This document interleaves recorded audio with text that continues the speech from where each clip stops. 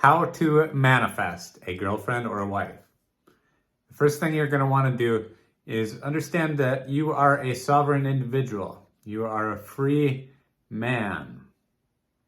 The important thing to understand about this is that very often we are seeking relationships based on the perspectives, the set of values, or the ideas that somebody else has planted into our heads. So many people going out there and getting married and creating families just because they thought that that was the right thing to do, or because their parents told them they should do it, or their friends told them they should do it. And for you, it may be the right thing, it may not be. Personally, I am married and I do have kids, and I'm super thankful that I'm doing that and taking that journey. But there was a long time in my life where I was not ready to be doing that at all. And I'm glad I waited. I met my wife in my mid-30s, and we started having kids a couple years later. So I had a lot of time to figure out who I am and what I want, how I want to live my life. And getting clear about these things really helped me to be able to manifest the certain type of person who is going to be in alignment with me and how I want to live my life. So that is the next step, is first of all, understanding who you are, and then second, understanding what type of person do you want to be with? What kind of relationship are you looking for? Really getting clear about the characteristics of this person. Do they have a normal job? Do they want you to support them? Have, traditional gender roles? Do they want to have a family? Do they want to get married? All that stuff is super important. And a lot of people just get into relationships based on relatively surface level characteristics. And I know it's easy if you're super attracted to somebody to kind of overlook some incompatibilities because you're just, you just like them. You like the way they look. You like the way you feel when you're around them. And that stuff is important too. I mean, I want to be sexually attracted to my partner. I want to be emotionally comfortable with her. And more importantly than that, I want to be spiritually aligned with her. So these were all things that I was asking for when I decided to manifest my partner, who's now my wife. So first step, getting clear about who you are and what you want out of life. Second, getting clear about what type of partner and what type of partnership you want. And I would recommend actually writing this stuff down. You want to have it so clear that you can, somebody else can read it and clearly see the picture that you've painted. Like they could visualize this person. They can picture what the relationship would be like. And so one of the things that's going to do is it's going to get that image clear in your subconscious mind, and it's going to make it easier for you to attract something that is actually similar to that into your real physical experience. Another way that works is that you'll be able to recognize her when you see her. One of the big things I put into my manifestation was that I would know her as soon as I saw her, and she was going to feel the same way about me. I was tired of messing around with dating people who I wasn't super into or weren't super into me, and just kind of like that whole feeling out process, that whole dating game. I was like, I've had enough. I want to meet her, and I want to know that it's her, and I want to just get started. And that's exactly what we did. We met each other, and we started making plans for the future that very night. Where I was going with that is having this idea of like, even how are you going to meet? Are you going to need to chase her and kind of persuade her that she's into you? Or is it going to be kind of like this magical love at first sight interaction that you have? Or, how is that going to play out? Because you can actually you can put that into your manifestation. And again, one of the things that you're doing here is preparing yourself to be ready to know her when you see her. Once you've just described these characteristics beforehand, you're going to be much clearer. It's going to be easy for you to tell that, there she is. that's the one I was looking for. And you could be, you could be wrong a couple times, or you could, find somebody who you think meets the description and they don't quite feel the same way about you, or vice versa. I had that happen in both directions a number of times before I actually manifested the partner who I'm with now, my wife.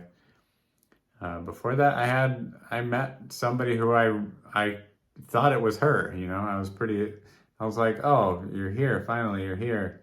And then like some things happened, and some things changed, and it just didn't turn out quite how I had thought it was going to go.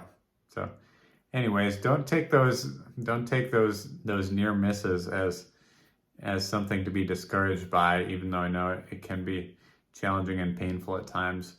More so, I would think about it as a process of getting closer and closer and closer to really finding out exactly who this person is. You found out what you didn't want, and you found out what you do want, and you're just kind of like zooming in, zeroing in to this point where you have found her, whoever that place is, whoever that person is.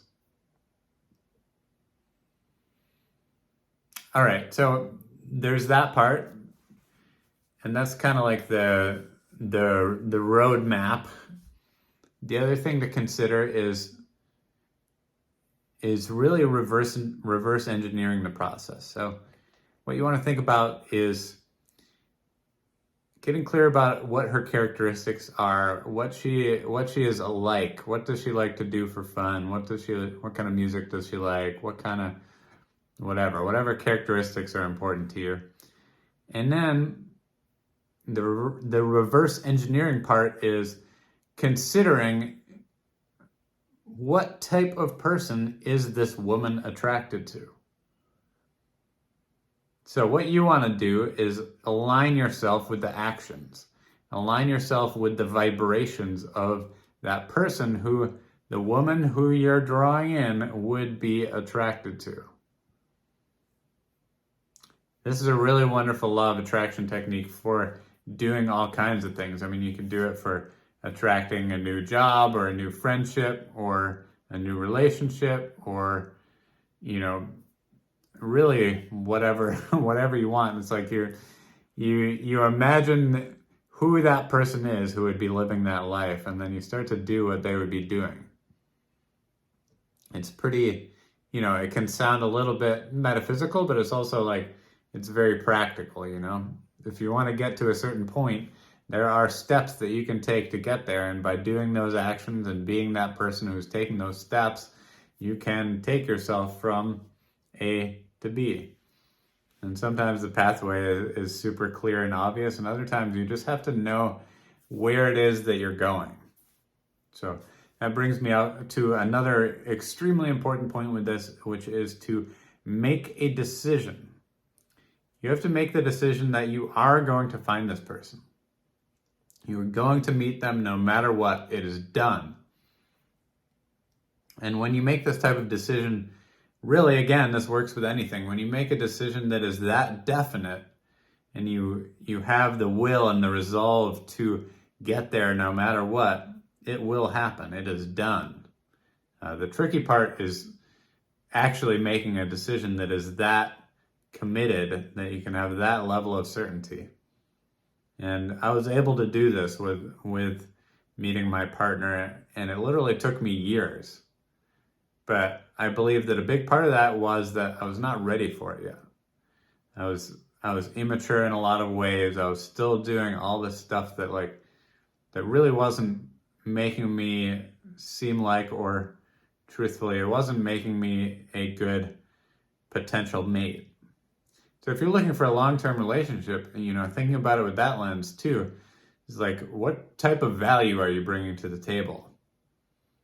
What type of man are you that some beautiful woman is going to come along and think, I want to let this man into my life. I want to share time and share resources and share love with this person.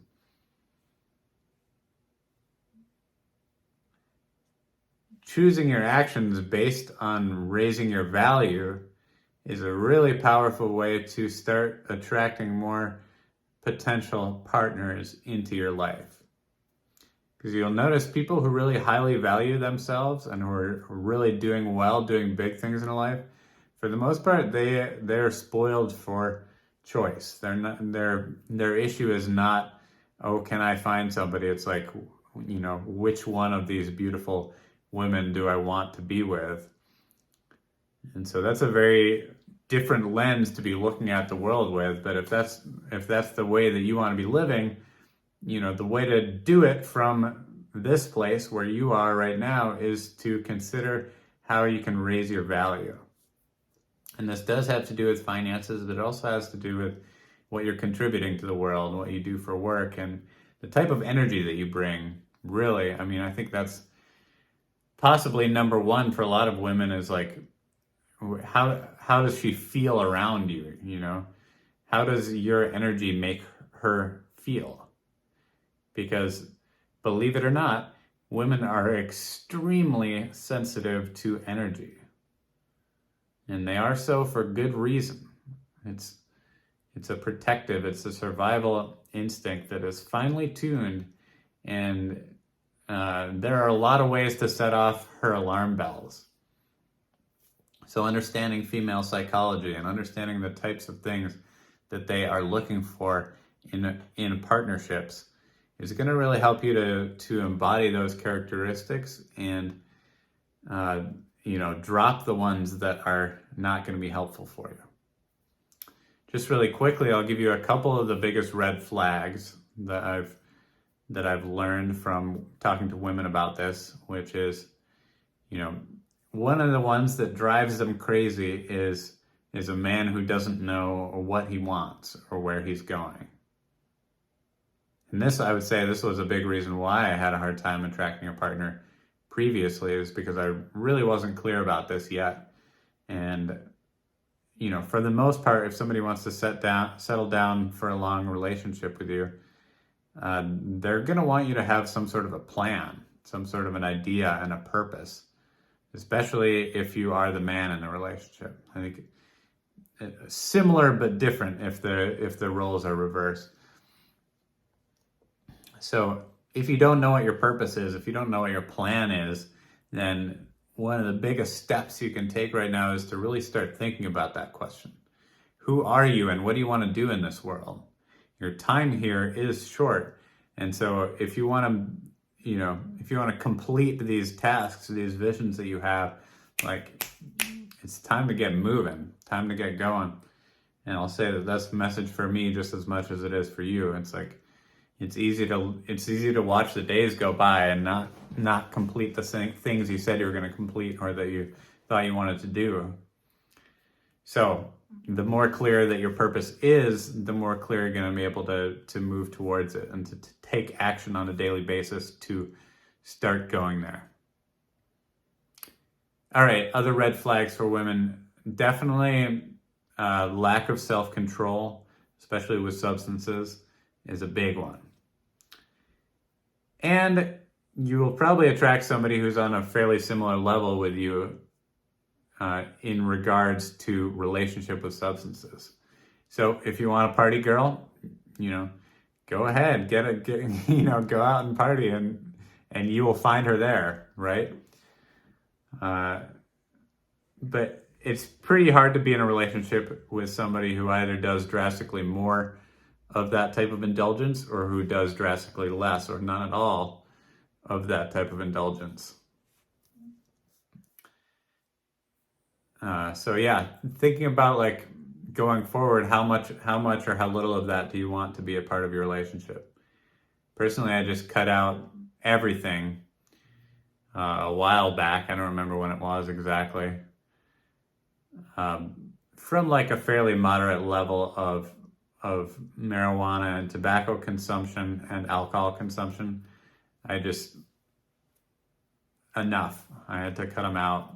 And not that I think those things are necessarily 100% bad. They can be used wisely and used in moderation, but for me, I just needed to give it a break. And yeah, so getting on the same level with your partner about that is going to be super important. And we're moving forward. My plan is to simply proceed with moderation with regards to alcohol, and I cut out the smoking entirely because I just didn't like having my head clouded, and it kind of like, I don't know. I don't need to get into all the bad characteristics of marijuana in this video. On to the next thing.